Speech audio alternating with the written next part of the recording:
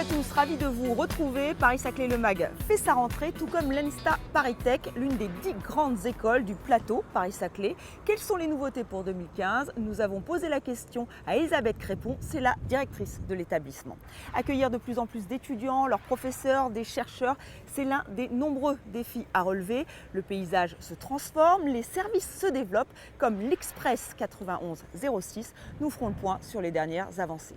Enfin, gros plan sur Sanofi. Le groupe pharmaceutique français a choisi Paris-Saclay pour installer son centre de recherche et de développement. Nous verrons pourquoi. Et n'oublions pas notre bloc-notes pour tout savoir sur l'actualité de Paris-Saclay. C'est la rentrée pour les étudiants de l'ENSTA ParisTech. 3 ans déjà que cette grande école d'ingénieurs est basée sur le site Paris-Saclay. Aujourd'hui, l'accent est mis sur l'international et les liens avec les entreprises présentes sur le territoire se développent. Nous avons rencontré Elisabeth Crépon, c'est la directrice de l'établissement.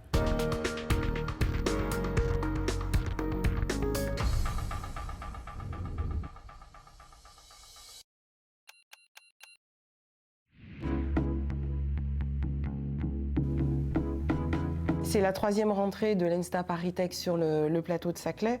Je pense qu'on peut dire qu'on est maintenant pleinement installé sur ce plateau. Nous y avons trouvé nos marques, donc nous, le corps enseignant, les personnels de l'ENSTA, les étudiants. Nous mettrons cette année l'accent sur l'international, avec une offre à l'international renforcée, rénovée. Il est très important pour nous que nos élèves complètent leur formation à l'école par des séjours diplômants ou non diplômants dans des universités partenaires. C'est un élément extrêmement important pour leur formation. Puis un autre point sur lequel nous allons travailler et proposer des nouveautés à nos élèves, c'est l'innovation, puisque nous proposons à nos élèves de 3e année de conclure leur formation avec un accent particulier sur la dynamique d'innovation et d'entrepreneuriat. Et là, nous avons rénové les enseignements. Et donc les élèves de 3e année vont inaugurer pour la première fois ces nouveaux enseignements. Une nouveauté également pour ce qui concerne notre lien avec les entreprises, puisque notre laboratoire de mécanique vient de s'associer au CNRS, à EDF et au CEA. Le CEA est un des partenaires de l'université Paris-Saclay. EDF vient de s'installer, est en train de s'installer sur le campus de Saclay. Les travaux sont en cours et l'ouverture est prévue en 2015. Et donc là encore, c'est un élément qui souligne notre proximité avec nos partenaires académiques de l'université Paris-Saclay, mais également avec des entreprises qui s'installent sur le plateau. Nous avons participé à l'ensemble des travaux de construction de l'université Paris-Saclay, ce qui concerne notamment la construction de l'offre de formation et la structuration de la recherche proposée par l'université Paris-Saclay. Ça y est, c'est fait. Donc nous avons travaillé sur les statuts de la nouvelle université. Ces statuts ont été approuvés par le conseil d'administration de l'ENSTA ParisTech. Et donc nous attendons la création officielle de cette université qui devrait intervenir là tout prochainement à l'automne.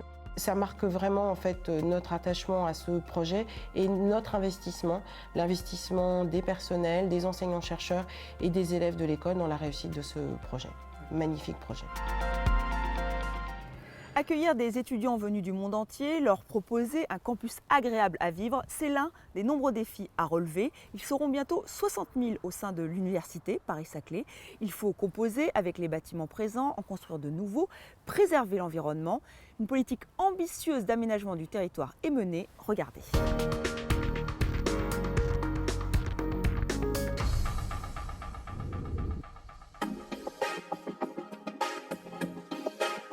Dans le projet de Paris-Saclay, on a une équipe qui s'appelle la direction de l'aménagement et que notre mission, c'est de préparer les terrains qui seront donnés à construire aux différents promoteurs, constructeurs des écoles ou des bureaux ou des logements. Et donc nous, on fait tout ce qui sont les rues, les boulevards, les espaces publics, les places, les jardins, tout ce qui va permettre d'amener le transport, les réseaux. Donc on fait souvent ce qu'on appelle un peu le sol de la ville. C'est une opération qui couvre un territoire très très grand, qui représente plus de 7700 hectares et qui s'étend sur une quinzaine de kilomètres de Versailles jusqu'à Massy, jusqu'à Palaiseau. Et après, avec à l'intérieur des espaces de développement dans lesquels on va aménager des différents quartiers. En effet, il y a des ensembles considérables comme le CEA qui sont là depuis des dizaines d'années. Donc il s'agit d'une transformation et pas d'une création ex nihilo. Et ça c'est très important, c'est qu'on s'accroche à un contexte, à des présences, à des préexistences, à des usages et à des habitants. Il y a une culture paysagère très forte. On est tout proche de Versailles, on est près de la vallée de Chevreuse. Il y a une présence de la géographie naturelle, mais aussi de l'histoire. Les boisements, mais également l'eau, sont des éléments très déterminants, techniquement, mais aussi dans l'ambiance que l'on cherche à donner dans ce campus. On retrouvera aussi une programmation où on va avoir bien sûr des logements, de la vraie ville, comme j'allais dire, avec des commerces, des écoles, mais quand même une dimension d'éducation, d'enseignement supérieur très forte, des bureaux qui ne sont pas des bureaux banalisés, mais des locaux de recherche pour des startups. Donc on a une programmation très particulière avec cette dimension du coup d'un public jeunes, étrangers, de gens qui vont de manière temporaire, qui vont habiter là quelques mois, quelques années. C'est un ensemble qui se tisse et qui donne la structure, qui permet de s'orienter facilement et de donner de la qualité au transport. Quand on se déplace, ça doit être agréable, on doit se trouver dans un paysage intéressant. On a ce rêve que l'arrivée à Saclay, lorsqu'on va arriver sur le plateau, justement, on sera dans un paysage et que ce campus apparaîtra comme une sorte de très grand parc. C'est une des ambitions.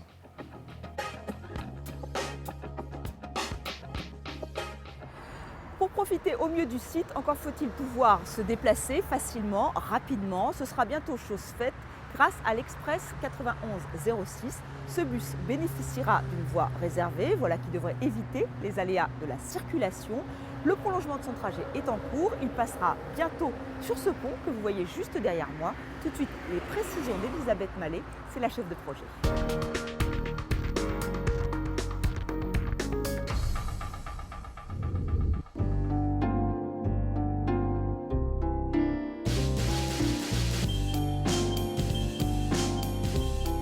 L'origine du projet de l'Express 9106, c'est la liaison entre Saint-Quentin-en-Yvelines et Massy. Aujourd'hui, c'est la construction du 3e maillon. La première liaison a été réalisée entre Saint-Quentin-en-Yvelines et Magny-les-Hameaux. La deuxième a été réalisée entre Massy et l'École Polytechnique à Palaiseau. Aujourd'hui, il s'agit de réaliser le site propre entre le Christ de Saclay et l'École Polytechnique à Palaiseau.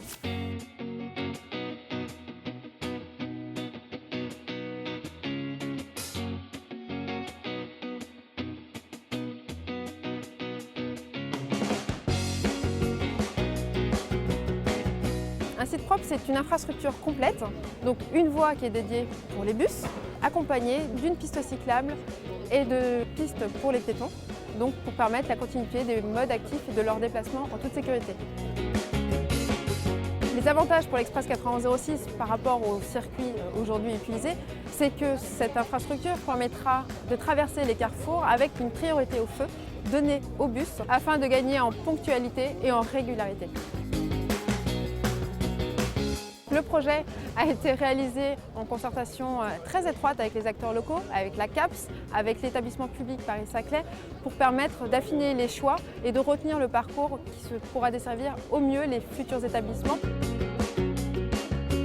Aujourd'hui, les travaux que nous venons de voir ont débuté en novembre 2013 et doivent s'achever fin d'année prochaine, donc fin 2015 pour la mise en service. Ce projet a un coût total de 58,2 millions d'euros hors taxe en valeur 2008. Il est entièrement financé par l'État, la région et le département de l'Essonne. Le matériel roulant et l'exploitation sont eux 100% financés par le STIF.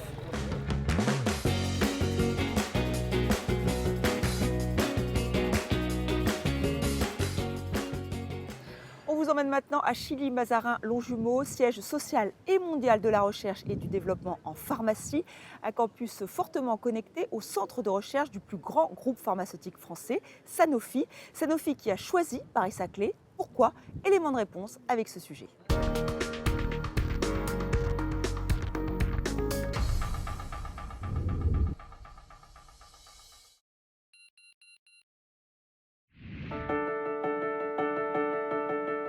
Ici, nous sommes dans un site de recherche et développement de l'industrie pharmaceutique.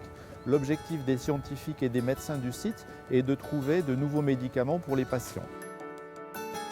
1800 personnes travaillent sur toutes les étapes de recherche et de développement des médicaments, ce qui fait que le site de Chimazara est l'un des plus importants au niveau mondial pour Sanofi. Nous travaillons sur la recherche fondamentale, la recherche qui est proche du monde académique, la recherche pour les médicaments dans le domaine cardiovasculaire, dans le domaine des maladies neurodégénératives, Alzheimer, Parkinson. Et puis après la recherche, nous organisons sur le site la coordination sur les études cliniques. Les études cliniques, ça consiste à pouvoir démontrer après au niveau mondial chez les patients que nos médicaments vont être efficaces avec un minimum de risque pour les malades. Ce qui est très important pour l'industrie pharmaceutique, pour la santé des patients, c'est de pouvoir suivre l'efficacité et la sécurité des médicaments ensuite quand ils sont sur le marché. C'est la pharmacovigilance et de larges équipes de pharmacovigilance travaillent sur le site. Donc nous sommes sur toute la chaîne de la recherche au développement, au bénéfice des patients dans le monde. Pour nous, pour les équipes de scientifiques et de médecins du site, il est essentiel de pouvoir être connecté avec les meilleures équipes au niveau académique. C'est ce que nous trouvons et ce que nous allons trouver avec les équipes de Paris-Saclay.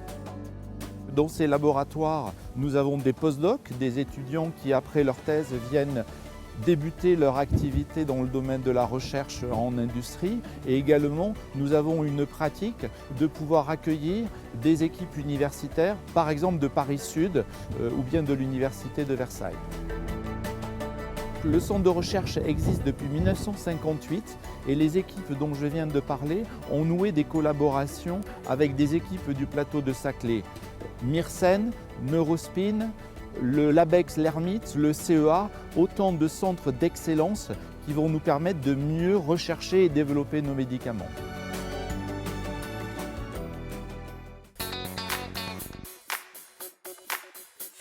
Avant de nous quitter, votre bloc-notes, tout ce qui s'est passé ou qui va se passer à Paris-Saclay, avec déjà le coup d'envoi du lieu de vie dans le quartier du Moulon. Ce futur espace de rencontre et de partage accueillera une cafétéria version XXL avec 1000 couverts, mais aussi des activités sportives. Les travaux ont commencé. Même chose pour l'ISMO, l'Institut des sciences moléculaires d'Orsay. Ce nouveau bâtiment de haute technologie abritera 170 personnes. Rentrée chargée pour le Proto 204 avec 3 workshops pour mieux identifier vos besoins en services numériques. Le Proto 204 qui vous a aussi proposé une journée design. Des professionnels du secteur sont venus rappeler l'intérêt du design dans le secteur des hautes technologies. Le design, c'est bien, les mathématiques aussi. Mathématiques et entrepreneuriat, ce thème surprenant a accueilli plus de 250 participants au premier forum d'Incube Alliance. Mais pour tout savoir sur les projets de Paris-Saclay et leurs avancements, je vous invite à aller à l'exposition qui se tiendra du 27 novembre au 15 décembre à la Maison de l'Architecture, un événement à ne pas rater. Et voilà, c'est déjà la fin de cette émission. On se retrouve le mois prochain pour un nouveau numéro de Paris-Saclay, le mag.